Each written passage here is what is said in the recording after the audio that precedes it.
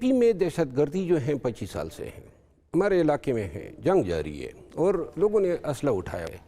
پاکستان تحریک انصاف جو ہے موجودہ جو حکومت ہے، میں پورے وثوق اور دعوے سے کہتا ہوں کہ فلی آن بورڈ ہیں تمام چیزوں پہ وفاق یا اسٹیبلشمنٹ کے ساتھ، اور فلی فیسیلیٹیٹ کر رہی ہیں۔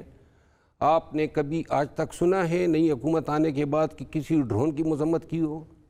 جبکہ کوئی 24-25 ڈرون ہو گئے جو کولیٹرل ڈیمیج کے ڈرونز ہیں، یہ سارے افغانیوں کو وہاں سے چلتا کر دیا ہے کے پی سے خیبر پختونخوا کو۔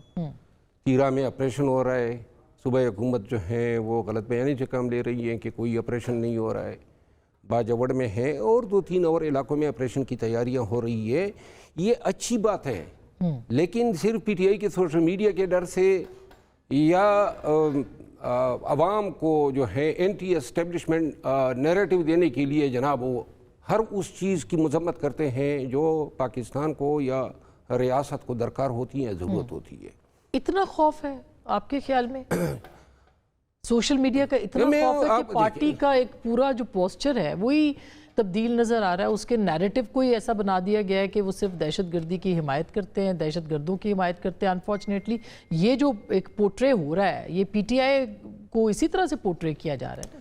بدقسمتی ہے جب چور اوچک کے بد کردار بد کماش قسم کے لوگ کوئی اور کماش نہ ڈھونڈ پائے اور یوٹیوبر بن جائے اور بیرون ملک بیٹھ جائے، جن میں سے رسوائے زمانہ شہباز گیل جنہوں نے خان کے موبائل فون چوری کیے۔ اب میں بدئی کے لوگوں کو کہنا چاہتا ہوں نا، خان کے الفاظ ہیں کہ اس شخص نے میرا موبائل فون اس میں سافٹ ویئر لگوا کے پریمیئر انٹیلیجنس ایجنسی کو دیا اور مجھے پتہ ہی نہیں تھا اور میرا فون ہیک ہو چکا تھا۔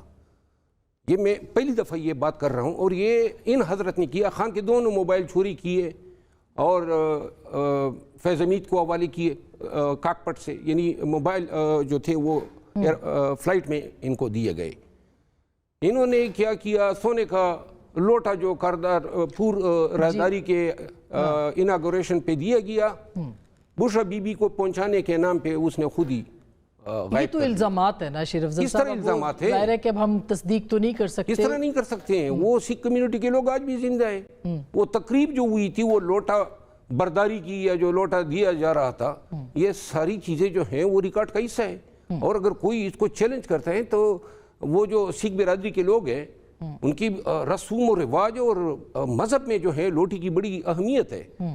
پھر اور تو چھوڑے نا، خان کی بہن ڈاکٹر عظمیٰ کو انہوں نے 5 کروڑ روپے کا جو ہے ٹیکہ لگایا، اور یہ ایک ضلع ہے ساؤتھ پنجاب میں مظفر آباد کے ساتھ، لیا مظفر گڑھ کے ساتھ، مظفر گڑھ کے ساتھ لیا میں اس نے زمین خریدوانے کے بہانے جائے نا کوئی خان کی بہن سے پوچھ لے۔ اب شیخ افضل 11 لوگ، ایک منٹ جی، 11 لوگ ہمارے خان کے قریب ترین لوگ جو بزنس کمیونٹی سے تھے، جب یہ گرفتار ہوا سب وہ 11 لوگ پکڑے گئے، آج تک تائب ہیں پی ٹی آئی سے۔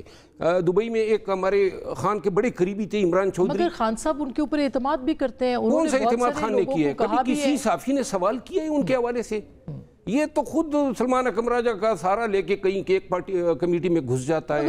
پولیٹیکل کور کمیٹی کا حصہ تھے نا، وہ کور کمیٹی کا حصہ بھی تھے، لیکن میں اس سے آگے اس پہ بات کرتی ہوں کہ جو نیریٹو ہے، نیریٹو جو ہے وہ تو سب سے بڑا مسئلہ ہے نا اس وقت، دہشت گردوں کی مذمت نہ کرنا، ایک پولیٹیکل نیکسس کی بات اس دن آپ نے دیکھا کہ وہ ہوئی ہے، اور اس کے اندر یہ بھی بات ہو رہی ہے کہ حملہ بھی نہیں ہوتا پاکستان تحریک انصاف جو بھی دہشت گردی کی مذمت نہیں کرتا ہے وہ ہم میں سے نہیں ہے، وہ پاکستانی نہیں ہے۔ اور ہم ہر اس شخص کی مذمت کیا کریں گے؟ ہم میں ایسے لوگوں کا وجود ہی درکار نہیں ہے۔ پاکستان کی سرزمین پہ کیا کشت خون کا بازار گرم ہے 24 سال سے، اور ہم مذمت تک نہ کریں۔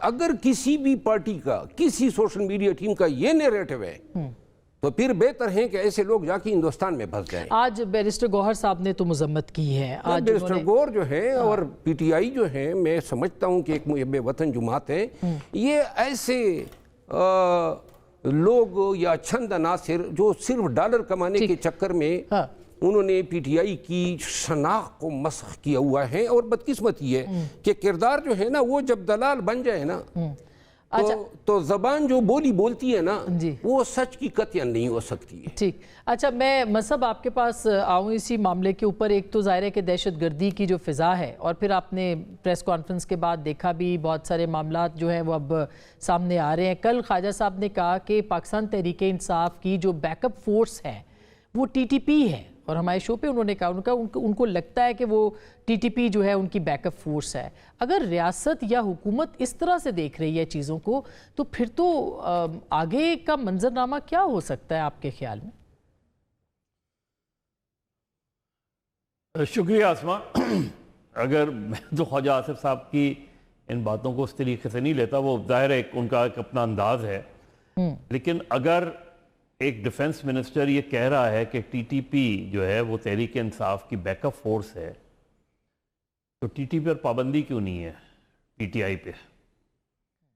यानी अगर किसी उनके बकौल अगर किसी दहशतगर्द तंजीम वो जो कह रहे हैं वो एक सियासी जमात की बैकअप फोर्स है, तो वो सियासी जमात कैसे ऑपरेट कर रही है, और उस सियासी जमात को वज़ीर आज़म मुज़ाकरात की दावत कैसे दे रहे हैं? यानी ख्वाजा आसिफ साहब जब ये गुफ्तगू करते हैं तो वो इस चीज़ का इदराक नहीं करते कि वो सिर्फ ख्वाजा आसिफ नहीं है, वो सिर्फ मुस्लिम लीग नून के लीडर नहीं है, वो मुल्क के डिफेंस मिनिस्टर हैं।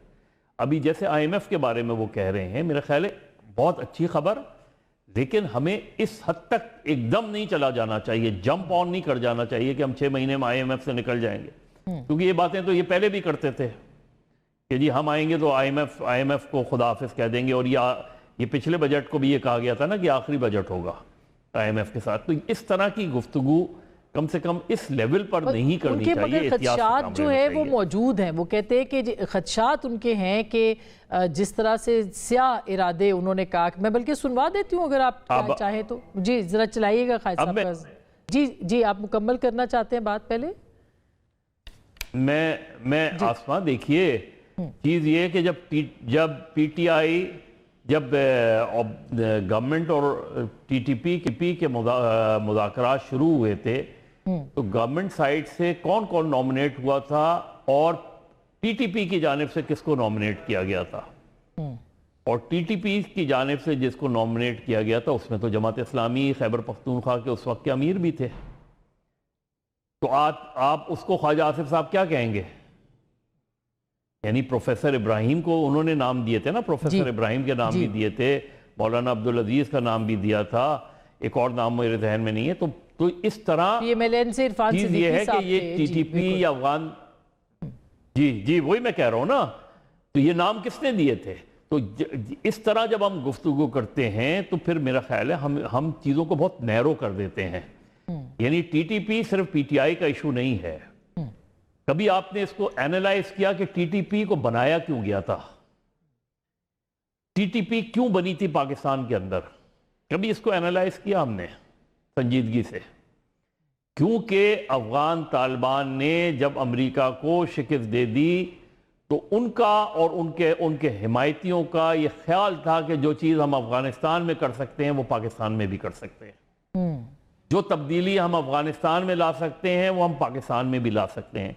ये मौलाना सूफी मोहम्मद और ये सारा उस वक्त की अगर आप देखें तो वो पूरा एक सपोर्ट इस तरह की बन गई थी। और इस तरह खैबर पख्तूनख्वा और खैबर पख्तूनख्वा की तो पॉलिटिक्स का आपको एनालाइज तो करें कि किस तरह वहाँ सुर्ख पोश तहरीक को ख़त्म किया गया, वहाँ नेशनल अवामी पार्टी को ख़त्म किया गया, वहाँ हर तरह की लिबरल सेकुलर पॉलिटिक्स को ख़त्म किया, और उसके बाद एक नया नैरेटिव लागे। तो हमने तो खुद जो गलतियां की हैं, देखिए जब हम ये बात करते हैं नेशनल सिक्योरिटी, जाहिर है बिल्कुल नेशनल सिक्योरिटी सबसे सीरियस मसला होता है हमारे यहाँ, जो नेशनल सिक्योरिटी और टेररिज्म को जिस मगर टेररिज्म और ठीक बात है, मगर जब जब नहीं होती मजम्मत दहशतगर्दों की, जब आप उनके पॉलिटिकल नैरेटिव को का हिस्सा बनते हैं तो फिर तो सवाल तो उठते हैं। और इस वक्त जो पाकिस्तान की सूरत हाल है, मुझे ये बताइए ना, हमें एक अपीजमेंट की पॉलिसी बहरहाल नजर आती है केपी में।